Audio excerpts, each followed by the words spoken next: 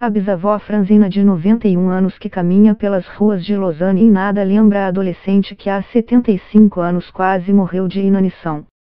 Com um lenço de seda ao redor do pescoço e o cabelo penteado com laque, ela se mistura às mulheres elegantes que circulam pelos cafés às margens do Lago Le Mans.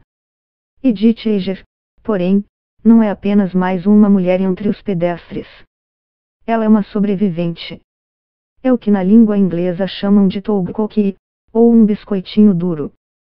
A psicóloga esteve no mais temido complexo de campos de concentração e de extermínio da Segunda Guerra Mundial, sobreviveu e conta sua experiência para inspirar vítimas de traumas de guerra a superarem seus medos. Ela trabalhou durante anos com veteranos do Vietnã e de outros conflitos e hoje dá palestras motivacionais. Durante a guerra ela foi perseguida por ser judia, mas diz que apesar de ter sofrido violência nos campos de concentração não se sente vítima. Edith acredita que um indivíduo carrega dentro de si a decisão de jamais se deixar abater. Ser vítima é uma escolha, afirma. Em seu livro de memórias The Choice, Embrace the Possible, lançado no Brasil em março com o título A Bailarina de Auschwitz, ela argumenta que é necessário fazer a escolha consciente de abrir mão de eternizar-se como vítima, porque somente assim o indivíduo reivindicará para si a capacidade de superar seus traumas. Um dos sentimentos mais difíceis que Edith teve que encarar foi a culpa.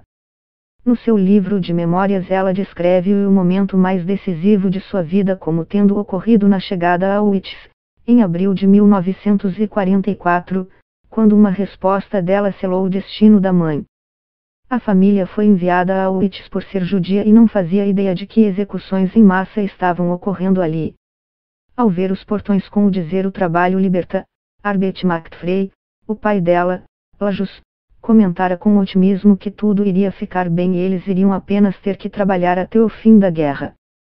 À entrada do campo, o médico nazista Joseph Mengele, notório por seus experimentos cruéis com prisioneiros e conhecido pelo apelido de Anjo da Morte, fazia a triagem dos recém-chegados. Mengele separava-os em dois grupos: pessoas idosas, doentes, inválidos e mães com crianças de colo seguiam à esquerda. Jovens aptos ao trabalho seguiam à direita. Ilona, a mãe de Edith, era saudável e tinha um rosto de poucas rugas, mas seus cabelos eram precocemente brancos, o que fazia com que ela parecesse mais idosa. Era difícil deduzir a idade de Ilona. Mengele perguntou então à jovem Edith se aquela era sua irmã ou a mãe. Ignorante das consequências, Edith respondeu espontaneamente que Ilona era a mãe, o que levou Mengele a ordenar que a mãe passasse à fila da esquerda se juntando aos idosos. Edith só compreendeu a gravidade do que se passou ali quando chegou ao dormitório. Ela queria saber quando a mãe retornaria do banho e uma colega apontou para as chaminés e disse: "É lá que sua mãe está queimando." A adolescente nunca mais viu os pais.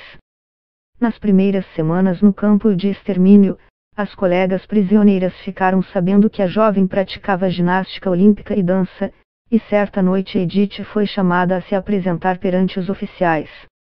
De olhos fechados, ela executou o Danúbio Azul, a valsa de Johann Strauss II, para o temido Mengele. A apresentação lhe rendeu o apelido de bailarina e um pedaço de pão, que ela compartilhou com as colegas. Em um dos dias que se seguiram à dança, Mengele a chamou ao seu escritório. Edith foi retirada às pressas do banho coletivo e levada à presença do torturador. Ela conta acreditar que estava prestes a sofrer algum tipo de abuso, mas que Mengele foi interrompido por um telefonema e teve de retornar ao trabalho.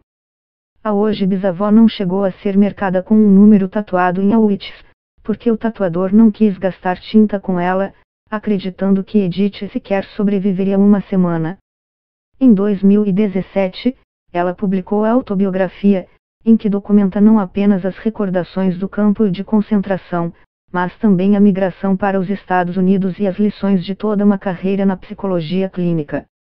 A narrativa de Edith começa com a infância na cidade de Košice, atual Eslováquia. A filha menor de uma família de 3 irmãs, ela era carinhosamente chamada pelo pai alfaiate de Dicuca, um de seus apelidos. Seu sonho era se tornar ginasta olímpica, mas os planos foram azedados pelo preconceito antissemita. Ela ouviu da treinadora que fora desclassificada por causa da origem judaica da família. Magda, a irmã mais velha, era charmosa e ousada. Clara, a irmã do meio, brilhava pelo seu prodígio no violino. A mãe Ilona e o pai Lajos levavam uma existência pacata. Os avós e o namoradinho, Eric, completavam o círculo de relações próximas que foi despedaçado pela guerra.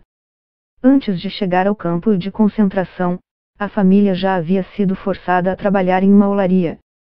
Depois de Auschwitz, as irmãs foram enviadas a uma tecelagem e depois a uma fábrica de munição. Edith e Magda ainda foram removidas diversas vezes, marchando à força por dias e escapando por pouco da morte. Sempre contando uma com o consolo da outra. Finalmente, no início de maio de 1945, as duas foram liberadas por tropas aliadas que passavam por Gunskirchen, na Áustria. No campo de Gunskirchen, havia corpos em putrefação espalhados por todos os lados. Exausta e faminta, Edith aguardava a morte deitada entre os corpos, sem forças sequer para falar. Um soldado percebeu a mão dela se mexendo e a resgatou entre os cadáveres. É preciso encontrar o poder da vontade dentro de si? Nascemos com o desejo dentro de nós. Eu sabia que era temporário, que eu deveria viver um dia de cada vez, diz ela. Além dos pais, ela perdeu os avós e o namorado na guerra. Após o conflito, casou-se com Bela Eger, a quem conhecera em um hospital para tuberculosos.